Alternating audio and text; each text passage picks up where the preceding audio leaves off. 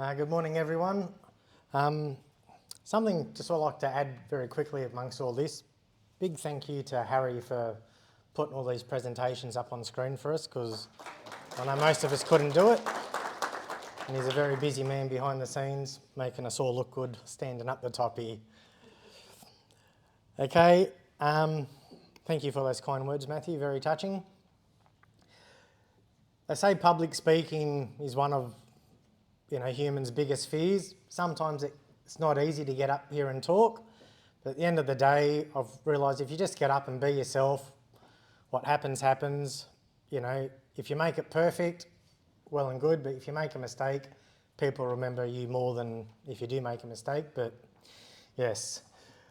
So how did I get into this? So in the Macarthur, which is a Campbelltown area, there's a lot of road safety programs involved.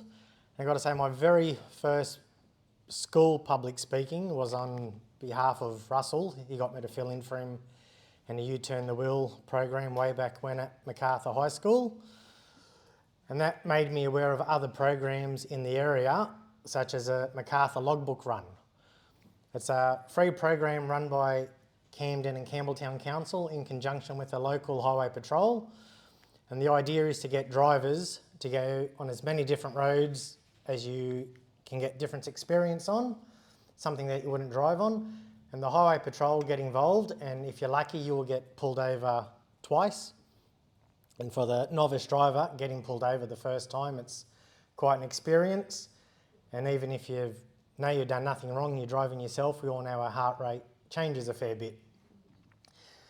So with the Macarthur Logbook Run, very quickly, you get a flag and a car number. That was interesting to say, yesterday we had, I think, 4,400 instructors statewide. In the Macarthur at any one time, we have 7,000 learner drivers. So the cars get a flag, so the police know which cars are involved in the event and get pulled over. But that event got me involved with the road safety officer, Michelle from Camden Council. And then she's asked me to get involved with U-Turn the Wheel program, which I know a few of you people do. Our one is organised by Rotary and Camden Council. I then got asked to do a senior driver's assessment or older driver's assessment as part of the Cafe Connect program, which is aimed at seniors in our area. We've been asked to do a presentation to the Girl Guides. That was asked by an ex-student. And then just recently we got asked by Scope Employment Services to have a industry field day, I think you call it. So there's just a couple of the presentations I've done in public. So the U-Turn the Wheel, what I present there is I start with some basic questions. I like to start with 4 or 5 questions that I get asked in the car. Well, I like to ask my students in the car, which most students, you think they're pretty basic, but can't answer them when they're put on the spot. So I asked to start, what are some basic road rules, which we go past stop signs every day and the kids can't answer it. And it's a bit scary. I go over what are the basic requirements for the learners, some influences while driving. I put a little bit of the Safer Drivers course in there, talk about the logbook requirements, what's required for the HPT, bit of seating, positioning, what to expect during the test. And depending on the schools, we can do 5 presentations a day at 60 minutes each, or we can do 1 presentation if it's a small school and it's a big small school, it might just be the 1 presentation. So it's roughly done 10 times a year. It's really good community engagement. I do it on a volunteer basis. It helps get the message out about road safety. There are other people there on the day presenting as well. You got the highway patrol talking about, obviously everything that can go wrong, especially for P-platers. There's a guy with his truck there where the students get up in the truck and they get to see the blind spots firsthand because they park a car beside it. sometimes it can be a little bit hard because some of the students can be a bit rude or disrespectful. And similar, I think it was Peter yesterday, when I do the presentation, I share the room with a road trauma victim's parent. So it's a bit hard hearing the parent talk. I dealt with two different people. They both lost their child on Christmas Eve. So it's a bit interesting to see the kids tear up, and it's hard to see these people share their experiences, but it's it's a bit touching on that side of things, but we can't keep sugarcoating or wrapping these kids in cotton candy. They need to be faced with the experiences or the consequence of their actions. Okay, you do mostly have a captive audience. I said I don't do it to advertise, so I can't go and say, hey, come book driving lessons with me, but it's inevitably you do get work out of it. Okay, the other presentation I do is a local program, again called Cafe Connect, run by, in partner with Camden Council. That's my dear old grandmother. She got her L's at 75. But it's, just lets the people, a lot of these seniors when they go for their test, they're very nervous. It's one thing for a kid who hasn't gone for a test before, but when they've been driving for 50 odd years, no one wants to be reminded that maybe they're not good enough. So I'm just mainly there to reassure them that they'll be okay, what's expected of them on the test. Like I said, I'm not even an assessor, so but get you out in the community again. Just, I feel as driving instructors, sometimes we have so much more than saying turn left, turn right, make sure you stop at the stop sign.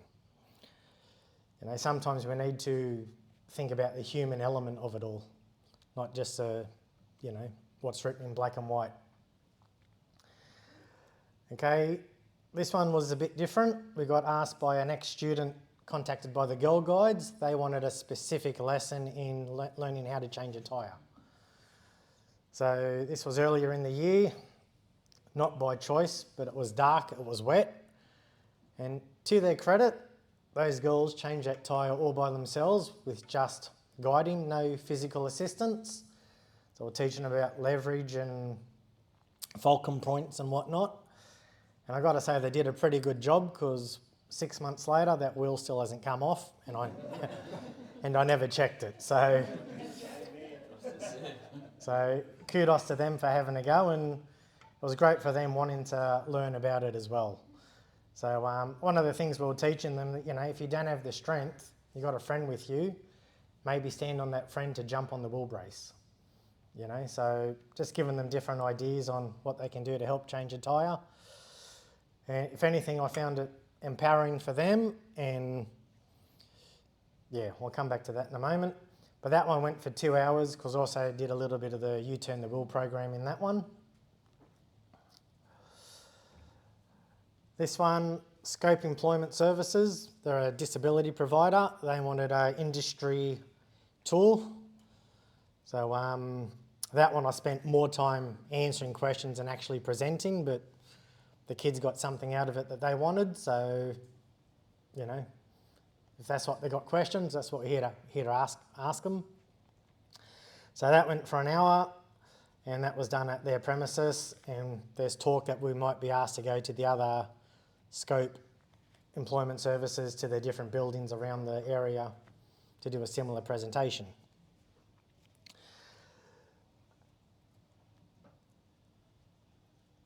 So I do it on a lot of it's a volunteer basis. In the top picture there, the two people I'm standing with, they both lost their children in different crashes on New Year's Eve. So it's quite hard trying to do a presentation just after they've been talking about dealing with the loss of a loved one, and especially how it happened, as both their children were passengers at the time. So why do I do it? There's no significant returns. No immediate returns, but there are significant returns. You feel good about yourself talking in public. someone was speaking to me yesterday about wanting to have a change from just doing driving lessons. I think this is where it's at. And it's led me, we help build relationships with the community. So sometimes when I ask, how'd you hear about us? I hear from the police quite a lot, the youth safe liaison officers and whatnot. We heard about your name in the public, so we get a pretty good reputation like that. So that's made me want to do my own presentation in the future. I've already contacted council about it. It's in the planning stages for next year, and apparently they'll be endorsed with the Highway Patrol there as well. I'd like to do 5 modules in the presentation. One would be a presentation just for the parents. How many times have we had kids turn up, they're 6 hours in, what would you like to learn today? I reverse parallel park, 3-point turn, curbside stops. You can't even drive straight safely yet, and yet, you want to learn how to pass a test. So I think parents' attitudes need to change to what we can teach. I'd like to do a general Q&A with the students, what to expect on the test and what they should be aspiring to learn. It's more than just passing the test. The other one is, most of us older people, we grew up under the bonnet with our parents. I think with these more modern cars, the bonnet stays shut. You ask a kid, how do you put petrol in a car? I don't know, I've never done it. I haven't even got to opening the bonnet. Where's the window washer fluid? So I'd like to do a small segment on opening the bonnet and identifying what's under there. The importance of tyres and correct inflation. And I've had a few out area, I'm sure you guys have it as well. We have a fair few potholes where people have had flat tyres and whatnot. And after the Girl Guides, I think there needs to be a place where people that want to learn to change tyres can. And part of this was inspired by, I seen a young lady, and 10 out of 10 to her, she had a flat tyre and she wanted to change it. Good on her. But the problem is she's doing it 50 metres off a set of traffic lights from a main road. So everyone's coming around the corner. So it's one of those things, a little bit of knowledge can be dangerous. A dead tyre is a lot cheaper than a funeral. I understand she doesn't want to change, damage a tyre anymore, but let's talk about being safe and changing it in a safe location. But anyway, that's me. Like I said, just something a little bit different. That's a ex-student of mine that I used to teach, and then I was doing a presentation at a school. I actually found her picture on my Facebook page and they put it up on the staff room lunch wall. So yeah, it was one of those feel-good moments when you bump into ex-students that also become teachers. But like I said, it's not always getting up easy to present to people. Sometimes you've got to do a little bit out of our comfort zone, but I do find it rewarding. And just recently I was asking some of the other guys what else I could do to make my presentations better. But that's it. Has anyone got any questions or anything? I'm guessing not. No? No?